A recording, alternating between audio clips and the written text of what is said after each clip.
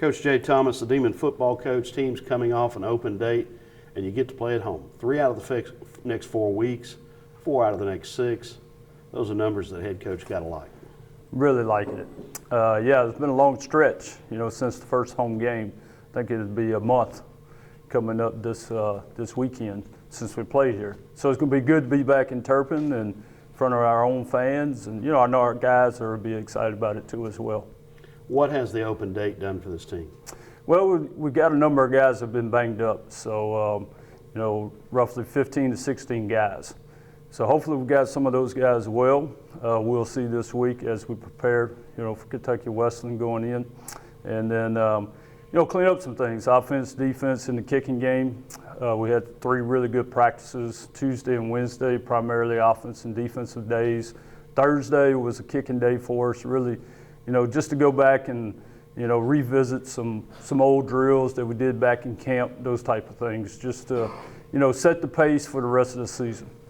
All right, you're playing a team that you've never played before, that you haven't encountered in any other game film that you would have seen. How do you prepare for a Kentucky Wesleyan? Well, they bring a lot of problems to the plate for you because that very reason. You've never played them before, so you don't know their history. I got a lot of transfers on the team. It starts with their quarterback. He's transferred from North Texas. He has a big arm, very athletic, can hurt you with his legs. And, we're defensively, we've got to be very aware of where he is. And we want to keep him in the pocket. If he gets out of the pocket, we're going to have the speed to run him down. He's that kind of guy. I think there's in the neighborhood of 7 to 8 transfers on their offense. So a couple of receivers that are transferred in are playing really good for them. Big offensive line, so we're going to have to deal with the run, getting off of these guys and making plays. Defensively, they're 8-man front primarily, 4 down, and do a good job. They don't get out of place a whole lot. They play a bend but don't break style of defense. So we got our hands full. There's no doubt about it. And when you play these type of games, like you mentioned before, you don't know a whole lot about them. So, basically what we got to do is, continue to improve, within our offense, our defense, and our kicking game, and then come out and be excited about playing at home again.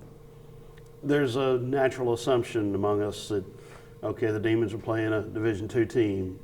This ought to be an easy one. No, that's never the case. All you do is go back and look at, what happened to Incarnate Word, first game of the season.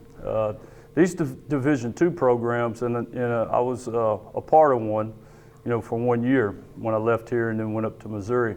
And I got a whole new level of respect for Division II football, particularly within the players that play at that level, coaches that coach at that level. There's a lot of guys that come out of Division II that go to the NFL. You have coaches that rise up and go into Division I ranks as coaching. So you never can take an opponent lightly, ever. And, this is the start of our new season. And, we want to kick this thing off, and we're working to be 7-4 by the end of the year. All right. What gives you cause that can happen? Well, here's the thing. I got big belief in our guys. I got confidence in our guys. I got confidence in our staff. And, we traveled this path last year, and it's not a path that we want to travel, but we are traveling again. So there's no doubt that our guys, they're going to step up. We got a bunch of young men that care about what they do, got a lot of pride about it. We had some heartbreakers at the beginning of the season. So we want to flip that. We want to flip that script. We want to be on the other side, get started on the right foot here in our second half of our season. What are the key steps for that to happen? Here's the things we got to do. We're continuing to improve on the offensive side. Got to protect the ball. We all know that, and our guys know that. Just got to be smart, and we always preach in second, third, and fourth effort on plays, and we just got to remember that we got to protect the ball and continue to move the football. Get better in our red zone offense is something that we worked on last week, and then our defense as well. Coming up with some big plays, big stops when we need to, particularly after a turnover. Hopefully we don't have any more turnovers, but if we do, defense coming out and coming up with the big stops. We've been playing a lot more consistent. It's just little things within the game that's holding us back from winning ball games. So, we've got to continue in the special teams area. We're like 1 or 2 guys away from getting them blocked, turning those into really big plays. So hopefully we can get that done this Saturday as well. All right. What are the things this team hangs its hat on right now? Well, I tell you, it's all the guys in the room. We rally around each other, and that's kind of an old cliche. We circle the wagons, so to speak. But that's what it is. That's what we play for. We play for one another. We come to work every day, and that's not going to change our approach as we go into every week. It's going to be even keeled, and our guys will be ready to play. They're excited about getting back on the field, and so that's the things we're going to rally around.